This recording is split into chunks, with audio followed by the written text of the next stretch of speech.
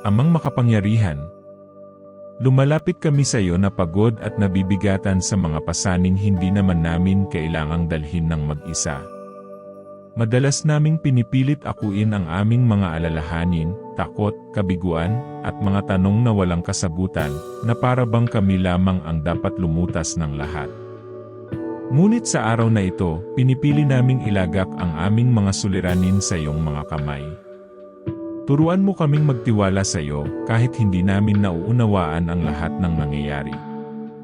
Ipaalala mo sa amin na ang iyong pag-ibig ay higit na dakila kaysa sa aming pag-aalala, ang iyong karunungan ay higit na malalim kaysa sa aming pangunawa, at ang iyong lakas ay sapat sa bawat kahinaan na aming kinakaharap. Kapag mabigat ang aming kalooban, tulungan mo kaming maalala na kasama ka namin sa bawat hakbang.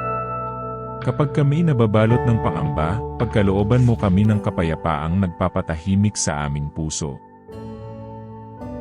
Kapag kami natatakot sa hinaharap, tulungan mo kaming maniwala na nauuna ka na roon at gumagawa ng daan para sa amin. Panginoon, tulungan mo kaming isuko sa iyo ang mga bagay na hindi namin kayang kontrolin sa halip na hayaang lamunin kami ng mga ito. Bigyan mo kami ng lakas na manalangin muna kaysa mag-alala agad. Palitan mo ang aming takot ng pananampalataya, ang aming pagod ng kapayapaan, at ang aming pag-iisa ng katiyakang kasama ka namin. Naway hindi namin makalimutan na hindi namin kailangang harapin ng mag-isa ang aming mga laban. Ikaw ang aming kanlungan, tagapagbigay, manggagamot at pag-asa. Patatagin mo kami araw-araw at turuan mo kaming magpahinga sa iyong mga pangako.